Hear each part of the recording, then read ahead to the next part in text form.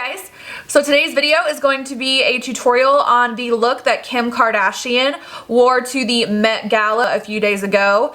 I am always the first one to say that I am not necessarily a big follower of the Kardashians. I can appreciate them for what they are, but I'm not like a super big fan necessarily. When I saw those pictures on Instagram and Snapchat the following day, I was completely blown away. I think she has never looked better. In fact, for the rest of my life, like, that is goals to me. If I could just look that good one day in my life, like, I will feel just like it's all been worth it, I guess. I'm just kidding. Very 90s supermodel thing going, plus she paired it with Versace and like the 90s and Versace and supermodels. Like, that just does things to me. I was a very weird child growing up. Like, I used to collect magazines like they were going out of style. So I just remember all of those supermodels from back in the day. Helena Christensen, Linda Evangelista, Naomi Campbell, Christy Turlington, Claudia Schiffer. Just so beautiful. So I got so much inspiration from her makeup, from her hair,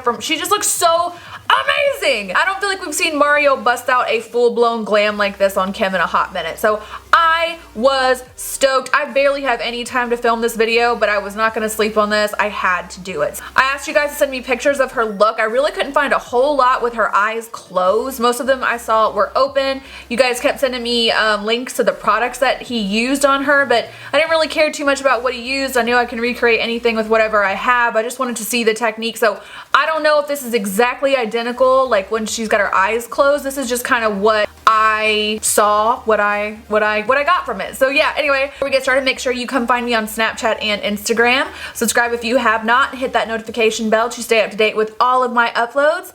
And yeah, let's just get started. Okay, so I have one eye done. I don't know if this is like exactly what the finished product is gonna look like. It's one of those things where as I go, I will see what I need to add and what I need to change.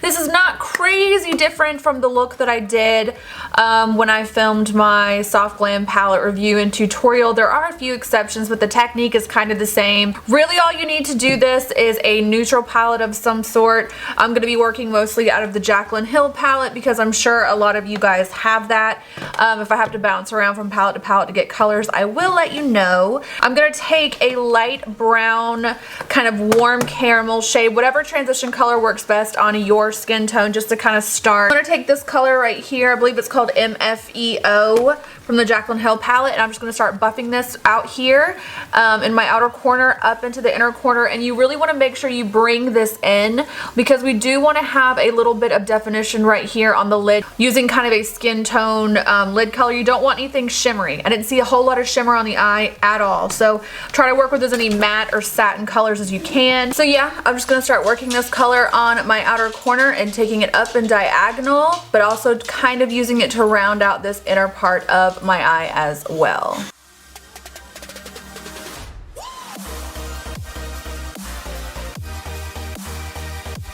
So you want to make sure you're really lifting up this outer corner right here, which I do pretty much anytime I do my makeup anyway. The look of this eyeshadow was very angular out here on the outer corner, but it's not necessarily done with a full-blown wing. So yeah, just make sure you're starting by building your colors up and out. Next, we're going to take a slightly deeper shade. Any darker, mid-tone brown that you have will be fine. I'm actually going to mix these two colors right here together to get the one that I want.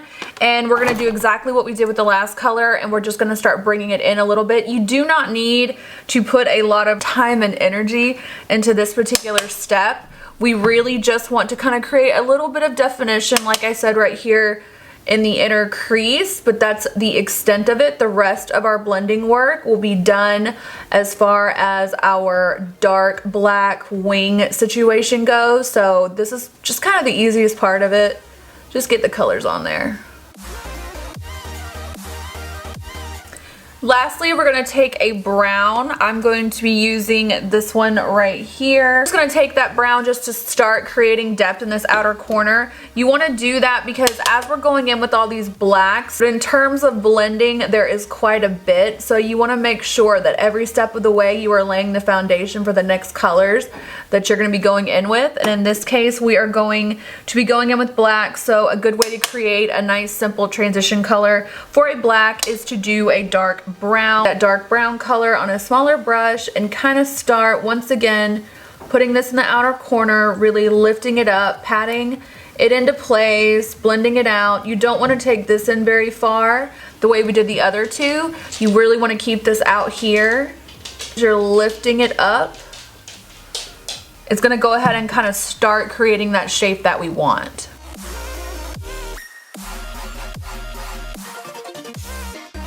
Before we move on, I'm going to just put my lid color on. I'm going to use the color Humble from the Persona Identity palette. Kind of look through all the colors and palettes that I had, and this one is the brightest without being too matte. It's very pigmented. I love the Persona palette. You guys know I talk about it all the time.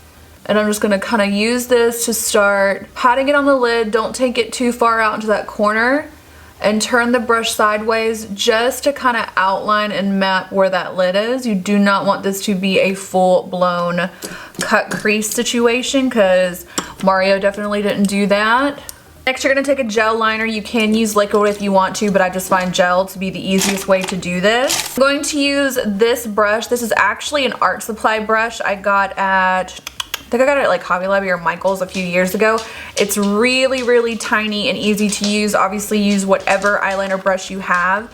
And this is where like the majority of the work is going to come in. And what I recommend you do is definitely get a mirror and look down into it like this, because what you need is for it to look fluid and connected when you're looking like this and when you look dead on. Sometimes if you don't do this correctly, you will have like a jagged place where the lines are not the same level. Really what made the work that Mario did so exceptional is how well it hugged the eye and was just fluid and went along with the shape of Kim's eye. So that's what we're gonna do.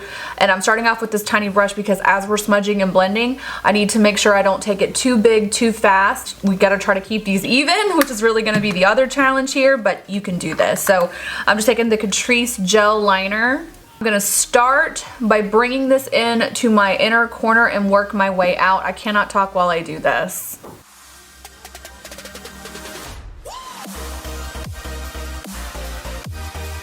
Okay, so as you can see, we're starting to create this line. I literally brought this like all the way in because what I'm gonna have to do is drag the inner corner down a little bit here towards the completion of the look. But to start, we just wanna get the line to start here and then be even-ish for the most part from inner corner to outer corner.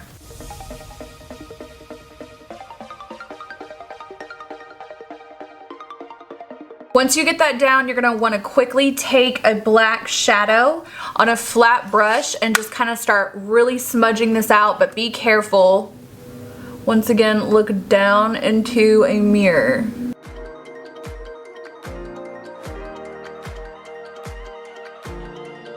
That first little bit of shadow.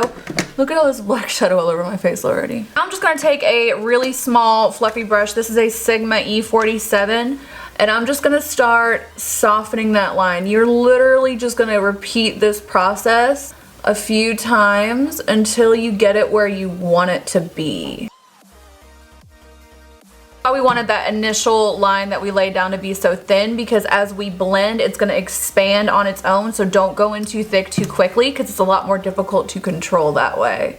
When it comes to your liner, you can feel free to put a little bit more here on the outer corner if you want to, because I feel like the outer corner on this look was more pigmented than the inner corner, although we do definitely still have some depth on that inner corner.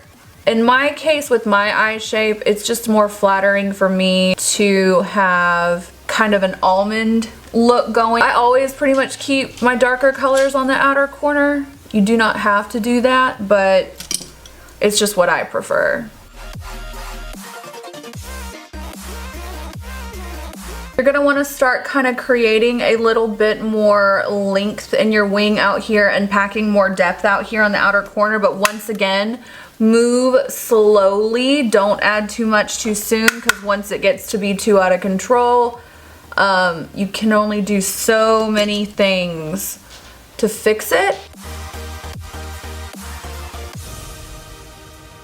Going to take my NARS Coconut Grove eyeshadow, which is one of my favorite eyeshadows in the world. It's just a really dark, cool tone brown, and I'm gonna start using this to blend a little bit because we don't want to add straight black through the entire blending process. It's not going to be easy for the light browns to blend into the black. If you have a dark brown kind of buffer in between, it will help.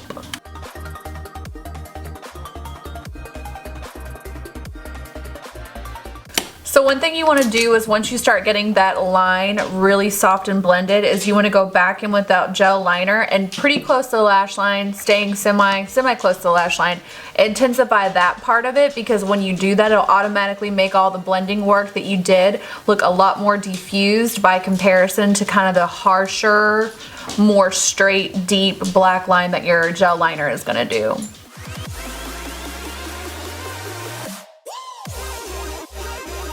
You want to start taking that line that you created and really getting it to kind of come down at a point in your tear duct. I can't really give you a one size fits all technique for that. You're really just going to want to focus on making sure that this line that you have on the inner corner, as you can see right here, when I look straight ahead, you can see it, and when I look down, it's attached. Sometimes when you do something like this part of the line will end up really, really thin compared to this part, but they need to be fluid, if that makes any sense.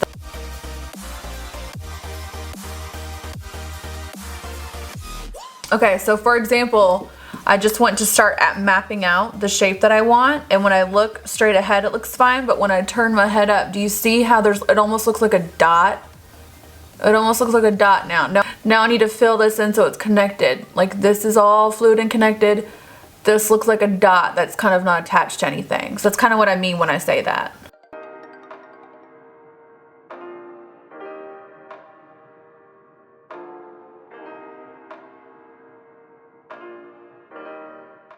Might have to go back and forth, just kind of blending everything together. Like, the blending work on this is pretty serious. That's what makes Mario one of the greats. So you're probably going to end up with quite a bit of fallout after you do this process, and honestly it's really not as cut and dry as I made it seem in this tutorial. There's a lot of blending time that you're not seeing in this entire video. You're really just going to have to add and blend and blend and add as you go to get the desired effect. And even now, like, obviously I'm not Mario, so like mine's nowhere near as amazing as his is, but I'm just trying to get a similar effect.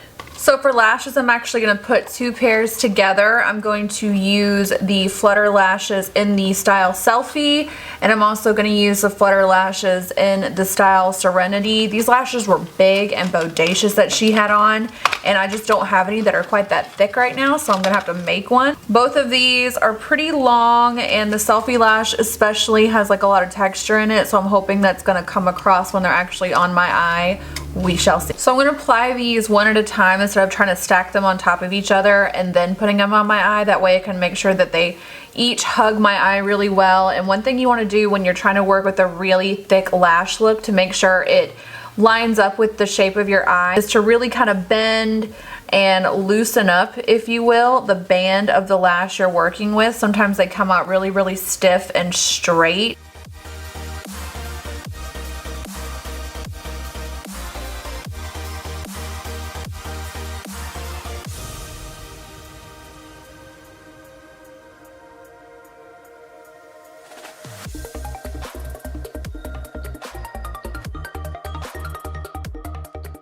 So I'm going to go ahead and move on to skin. I'm going to take the Glam Glow Starter moisturizer to start prepping my skin for my foundation. Kim's skin was so beautiful. I mean, that's what Mario does. I think what really put him on the map is the ability to create like mannequin-like, flawless, just slayed to the gods red carpet skin. We haven't seen full-blown Mario beat like this in a while, and I was so happy to see it come back.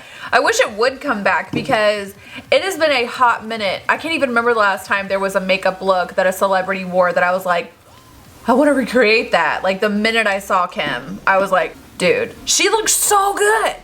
And I'm gonna go ahead and douse myself in the Hangover 3-in-1 spray as well. I am going to color correct using the Bobbi Brown color corrector in the color Extra Light Peach. For foundation, I'm going to mix the Dior Forever with the Josie Maran Vibrancy. I talked about this in my most recent favorites video, how it's like my dream combination for foundation. I feel like it just gives the most beautiful, glowy, full coverage, like glam skin without being too heavy, and it gives me a really good color. I don't know if this is gonna match me right now. I need to sunless tan tonight, like I'm on my last day of this tan. So we'll see. If it's a little too dark, I will just bronze up my body. We'll make it even in the end.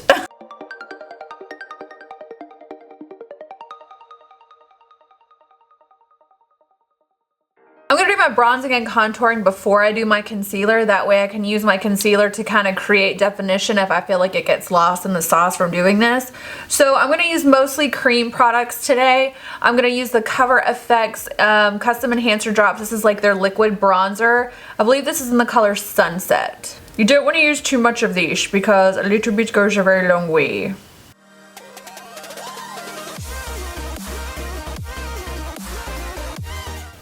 I'm going to take my Tom Ford contour kit to start applying my contour with and blend that out.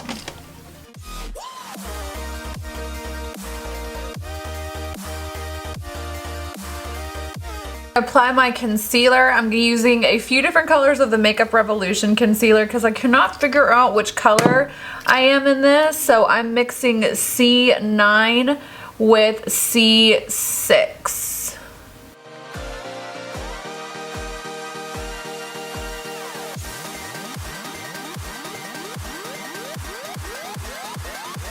Apply my baking powder, and then off camera I'm going to contour my nose because for some reason when I try to contour my nose under these lights I can't really see what I'm doing, so I have to go like get in front of a window in order to do this. So when I come back I'll just be dusting all the baking powder off and then we will finish up the rest of the look. I'm going to dust away my existing cooking powder. I'm going to set the rest of my face using my Hourglass Veil Translucent Setting Powder, which I just got, and I have to tell you guys, I am beyond obsessed with this setting powder. I love Hourglass as a whole. You guys know it's one of my favorite brands, and when I saw that they were coming out with a translucent powder, I pre-ordered it, everything. I was not going to risk not being able to get my hands on this, and it is such a beautiful, beautiful powder. I've been using it to set my makeup as well as kind of like buff it out like I normally do. Usually when I buff my makeup at the end of my makeup application, I do it using an Hourglass ambient lighting palette, but I actually kind of like this a little bit better right now. It's just gorgeous. I want to go ahead and finish my eyes up, so I'm going to go ahead and apply some primer to my lower lash line. So now we're going to take our black eyeliner and start putting this in our waterline and dragging it a little bit underneath the lash line, and then immediately we want to take our black shadow on a flat brush. Something like this would be ideal, and just kind of start smoking that out a little bit with a black eyeshadow. Move slowly with this because you don't want to get fallout, number one, and you don't want to lose control of the line. Black pencil, black shadow, waterline. Hey guys, so my mirror is in the way the entire time I do my bottom lash line for the most part, but trust me when I say really all I'm doing is just taking that flat brush and just smudging that out really close to the lash line. Nothing really special compared to what I normally do down here, just a little bit more intense.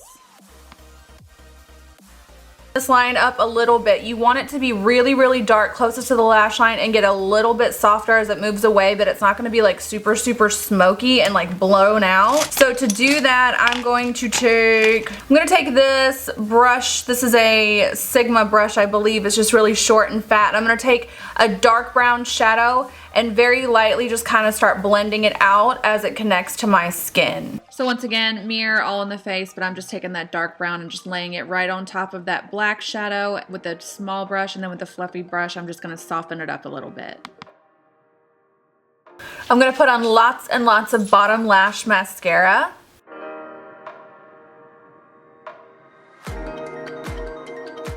I'm going to bronze up my cheeks a little bit more because I feel like I need just a little bit more sun-kissed look going on.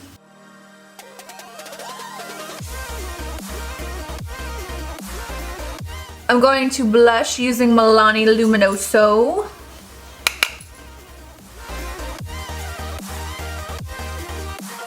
Then I'm going to take the Hourglass powder I talked about before, and then on a tulip brush, I'm just going to run this all over my skin. You guys have seen me do this before in like my contouring video and all that stuff. This is basically called buffing your makeup. You take a powder, sometimes, sorry, there's powder flying everywhere. Usually you want to go with something that's a little bit luminous. What this is going to do is kind of blend all of the lines you created on your face together. And with a good powder that you do this with, it'll actually make your skin look really flawless and kind of filtered and airbrushed, and that's what I love about this particular one. I'm gonna spray myself with 2 different kinds of setting spray. The first one is the MAC Fix Plus Gold Light. Makeup Forever Mist and Fix. For lip liner, I'm going to take Charlotte Tilbury's Iconic Nude. She definitely had like a darker lip line with a more nude lip.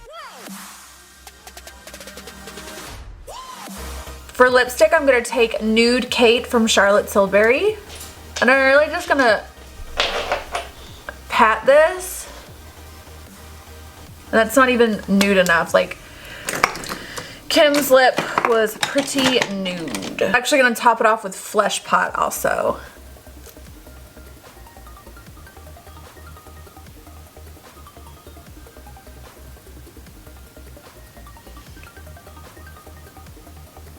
Mix Zuma and Laguna together from Persona Cosmetics.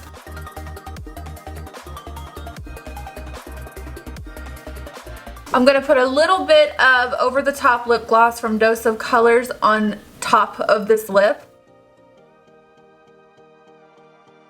Alright you guys, I hope you liked the video and the look. I had a lot of fun creating it. I don't know if I've expressed completely my unbelievable love for 90s supermodels, but I love this look. It feels so like Linda Evangelista circa 1993 and 94. I can't even stand it. I'm not used to seeing myself in something like this, but it's nice to switch it up every once in a while. Anyway, if you guys enjoyed it, make sure you thumbs up and subscribe.